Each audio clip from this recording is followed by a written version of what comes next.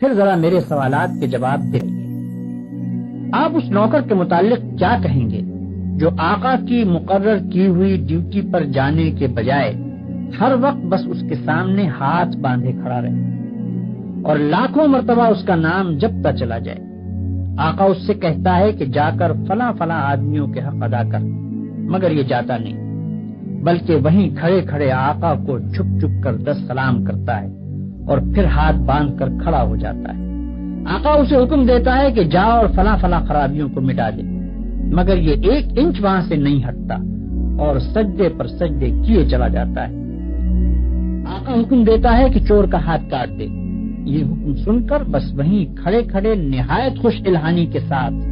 چور کا ہاتھ کاٹ دے، چور کا ہاتھ کاٹ دے 20 مرتبہ پڑھتا رہتا ہے، مگر ایک دفعہ بھی اس نظام حکومت کے قیام کی کوشش نہیں کرتا جس میں چور کا ہاتھ کاٹا جا سکے۔ کیا آپ کہہ سکتے ہیں کہ یہ شخص حقیقت میں آقا کی بندگی کر رہا ہے؟ اگر آپ کا کوئی ملازم یہ رویہ اختیار کرے تو میں نہیں جانتا ہوں کہ آپ اسے کیا کہیں گے، مگر حیرت ہے آپ پر کہ خدا کا جو نوکر ایسا کرتا ہے آپ اسے بڑا عبادت گزار کہتے ہیں۔ یہ ظالم صبح سے شام تک خدا جانے کتنی مرتبہ قرآن شریف میں خدا کے احکام پڑھتا ہے، مگر ان احکام کو بجا لانے کے لیے اپنی جگہ سے جنبش تک نہیں کرتا، بلکہ نفل پر نفل پڑھے جاتا ہے، 1000 دانہ تسبیح پر خدا کا نام جپتا ہے اور خوش الہانی کے ساتھ قرآن کی تلاوت کرتا رہتا ہے۔ آپ اس کی یہ حرکتیں دیکھتے ہیں اور کہتے ہیں کہ کیسا زاہد عابد بندہ ہے۔ یہ غلط فہمی صرف اس وجہ سے ہے کہ آپ عبادت کا صحیح مطلب نہیں جانتے۔ ایک اور نوکر ہے جو رات دن ڈیوٹی تو غیروں کی انجام دیتا ہے، احکام غیروں کے سنتا اور مانتا ہے، قانون پر غیروں کے عمل کرتا ہے اور اپنے اصلی آقا کے فرمان کی ہر وقت خلاف ورزی کیا کرتا ہے، مگر سلامی کے وقت آقا کے سامنے حاضر ہو جاتا ہے اور زبان سے آقا ہی کا نام جپتا رہتا ہے۔ اگر آپ میں سے کسی شخص کا نوکر یہ طریقہ اختیار کرے تو آپ کیا کریں گے؟ کیا آپ اس کی سلامی کو اس کے منہ پر نہ مار دیں گے؟ جب وہ زبان سے آپ کو آقا اور مالک کہے گا تو کیا آپ فوراً یہ جواب نہ دیں گے کہ تو پرلے درجے کا جھوٹا اور بے ایمان ہے،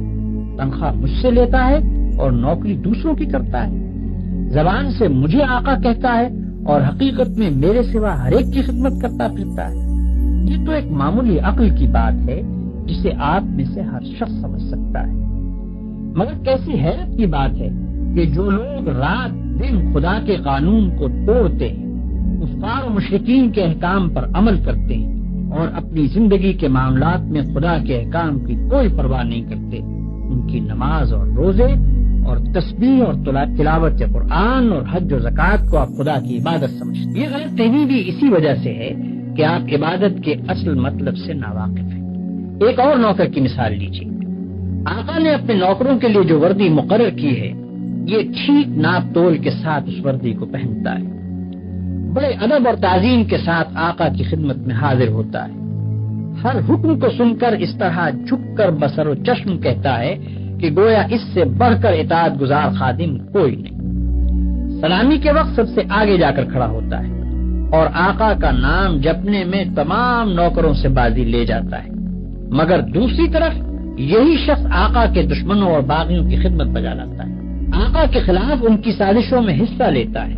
اور آقا کے نام کو دنیا سے مٹانے میں جو کوشش بھی وہ کرتے ہیں اس میں یہ کمبخت ان کا ساتھ دیتا ہے۔ رات کے اندھیرے میں تو آقا کے گھر میں نقم لگاتا ہے اور صبح بڑے وفادار ملازموں کی طرح ہاتھ باندھ کر آقا کی خدمت میں حاضر ہو جاتا ہے۔ ایسے نوکر کے متعلق آپ کیا کہیں گے؟ یہی نہ کہ وہ منافق ہے، باغی ہے، نمک حرام ہے، مگر خدا کے جو نوکر ایسے ہیں ان کو آپ کیا کہیں گے؟ آپ سمجھتے ہیں کہ ہاتھ باندھ کر قبلہ رو کھڑے ہونا، گھٹنوں پر ہاتھ رکھ کر جھکنا، زمین پر ہاتھ ٹیک کر سجدہ کرنا اور چند مقرر الفاظ زبان سے ادا کرنا، بس یہی چند افعال اور حرکات بجائے خود عبادت ہیں؟ آپ سمجھتے ہیں کہ رمضان کی پہلی تاریخ سے شوال کا چاند نکلنے تک روزانہ صبح سے شام تک بھوکے پیاسے رہنے کا نام عبادت ہے؟ آپ سمجھتے ہیں کہ قرآن کے چند رکوع زبان سے پڑھ دینے کا نام عبادت ہے؟ آپ سمجھتے ہیں کہ مکہ معظمہ جا کر کعبے کے گرد طواف کرنے کا نام عبادت ہے؟ غرض آپ نے چند افعال کی ظاہری شکلوں کا نام عبادت رکھ چھوڑا ہے، اور جب کوئی شخص ان شکلوں کے ساتھ ان افعال کو ادا کر دیتا ہے تو آپ خیال کرتے ہیں کہ اس نے خدا کی عبادت کر دی اور اس کی تخلیق کا مقصد پورا ہو گیا، اب وہ اپنی زندگی میں آزاد ہے کہ جو چاہے کرے۔ لیکن اصل حقیقت یہ ہے کہ اللہ نے جس عبادت کے لیے آپ کو پیدا کیا ہے اور جس کا آپ کو حکم دیا ہے وہ کچھ اور ہی چیز ہے۔ وہ عبادت یہ ہے کہ آپ اپنی زندگی میں ہر وقت ہر حال میں خدا کی اطاعت کریں اور ہر اس قانون کی پابندی سے آزاد ہو جائیں جو قانون الہی کے خلاف ہے۔ آپ کی ہر جنبش اس حد کے اندر ہو جو خدا نے آپ کے لیے مقرر کی ہے، آپ کا ہر فعل اس طریقے کے مطابق ہو جو خدا نے بتا دیا ہے۔ اس طرز پر جو زندگی آپ بسر کریں گے وہ پوری کی پوری عبادت ہوگی۔ ایسی زندگی میں آپ کا سونا بھی عبادت ہے اور جاگنا بھی، کھانا بھی عبادت ہے اور پینا بھی، چلنا پھرنا بھی عبادت ہے اور بات کرنا بھی، حتیٰ کہ اپنی بیوی کے پاس جانا اور اپنے بچے کو پیار کرنا بھی عبادت ہے۔ جن کاموں کو آپ بالکل دنیا داری کہتے ہیں وہ سب دینداری اور عبادت ہیں اگر آپ ان کو انجام دینے میں خدا کی مقرر کی ہوئی حدوں کا لحاظ کریں اور زندگی میں ہر قدم پر یہ دیکھ کر چلیں کہ خدا کے نزدیک جائز کیا ہے اور ناجائز کیا، حلال کیا ہے اور حرام کیا، فرض کیا چیز کی گئی ہے اور منع کس چیز سے کیا گیا ہے، کس چیز سے خدا خوش ہوتا ہے اور کس سے ناراض ہوتا ہے۔ مثلاً آپ روزی کمانے کے لیے نکلتے ہیں، اس کام میں بہت سے مواقع ایسے بھی آتے ہیں جن میں حرام کا مال کافی آسانی کے ساتھ آپ کو مل سکتا ہے۔ اگر آپ نے خدا سے ڈر کر وہ مال نہ لیا اور صرف حلال کی روٹی کما کر لائے تو یہ جتنا وقت آپ نے روٹی کمانے پر صرف کیا یہ سب عبادت تھا، اور یہ روٹی گھر لا کر جو آپ نے خود کھائی اور اپنی بیوی بچوں اور خدا کے مقرر کیے ہوئے دوسرے حقداروں کو کھلائی، اس سب پر آپ اجر و ثواب کے مستحق ہو گئے۔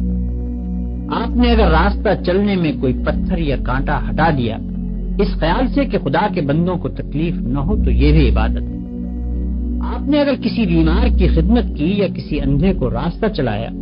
یا کسی مصیبت زدہ کی مدد کی تو یہ بھی عبادت ہے۔ آپ نے اگر بات چیت کرنے میں جھوٹ سے، غیبت سے، بدگوئی اور دل آزاری سے پرہیز کیا اور خدا سے ڈر کر صرف حق بات کی تو جتنا وقت آپ نے بات چیت میں صرف کیا وہ سب عبادت میں صرف ہوا۔ بس خدا کی اصلی عبادت یہ ہے کہ ہوش سنبھالنے کے بعد سے مرتے دم تک آپ خدا کے قانون پر چلیں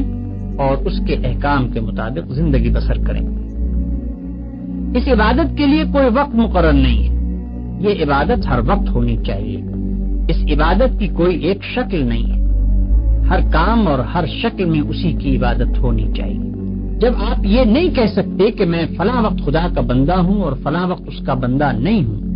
تو آپ یہ بھی نہیں کہہ سکتے کہ فلاں وقت خدا کی بندگی و عبادت کے لیے ہے اور فلاں وقت اس کی بندگی و عبادت کے لیے نہیں ہے۔ بھائیوں، آپ کو عبادت کا مطلب معلوم ہو گیا اور یہ بھی معلوم ہو گیا کہ زندگی میں ہر وقت ہر حال میں خدا کی بندگی اور اطاعت کا نام ہی عبادت ہے۔ اب آپ پوچھیں گے کہ یہ نماز، روزہ اور حج وغیرہ کیا چیزیں ہیں؟ اس کا جواب یہ ہے کہ دراصل یہ عبادتیں جو اللہ نے آپ پر فرض کی ہیں ان کا مقصد آپ کو اس بڑی عبادت کے لیے تیار کرنا ہے جو آپ کو زندگی میں ہر وقت ہر حال میں ادا کرنی چاہیے۔ نماز آپ کو دن میں 5 وقت یاد دلاتی ہے کہ تم اللہ کے بندے ہو، اسی کی بندگی تمہیں کرنی چاہیے۔ روزہ سال میں 1 مرتبہ پورے 1 مہینے تک آپ کو اسی بندگی کے لیے تیار کرتا ہے۔ زکوٰۃ آپ کو بار بار توجہ دلاتی ہے کہ یہ مال جو تم نے کمایا ہے یہ خدا کا عطیہ ہے، اس کو صرف اپنے نفس کی خواہشات پر صرف نہ کر دو بلکہ اپنے مالک کا حق ادا کرو۔ حج دل پر خدا کی محبت اور بزرگی کا ایسا نقش بٹھاتا ہے کہ اگر 1 مرتبہ وہ بیٹھ جائے تو تمام عمر اس کا اثر دل سے دور نہیں ہو سکتا۔ ان سب عبادتوں کو ادا کرنے کے بعد اگر آپ اس قابل ہو گئے کہ آپ کی ساری زندگی خدا کی عبادت بن جائے تو بلا شبہ آپ کی نماز نماز ہے اور روزہ روزہ ہے، زکوٰۃ زکوٰۃ ہے اور حج حج ہے۔ لیکن اگر یہ مقصد پورا نہ ہوا تو محض رکوع اور سجدہ کرنے اور بھوک پیاس کے ساتھ دن گزارنے اور حج کی رسمیں ادا کر دینے اور زکوٰۃ کی رقم نکال دینے سے کچھ حاصل نہیں۔ ان ظاہری طریقوں کی مثال تو ایسی ہے جیسے ایک جسم کہ اگر اس میں جان ہے اور وہ چلتا پھرتا اور کام کرتا ہے تو بلا شبہ ایک زندہ انسان ہے، لیکن اگر اس میں جان ہی نہیں تو وہ ایک مردہ لاش ہے۔ مردے کے ہاتھ، پاؤں، آنکھ، ناک سبھی کچھ ہوتے ہیں مگر اس میں جان نہیں ہوتی، اس لیے تم اسے مٹی میں دبا دیتے ہو۔ اسی طرح اگر نماز کے ارکان پورے ادا ہوں یا روزے کی شرطیں پوری ادا کر دی جائیں مگر خدا کا خوف، اس کی محبت اور اس کی وفاداری و اطاعت نہ ہو جس کے لیے نماز اور روزہ فرض کیا گیا ہے، تو وہ بھی ایک بے جان چیز ہوگی۔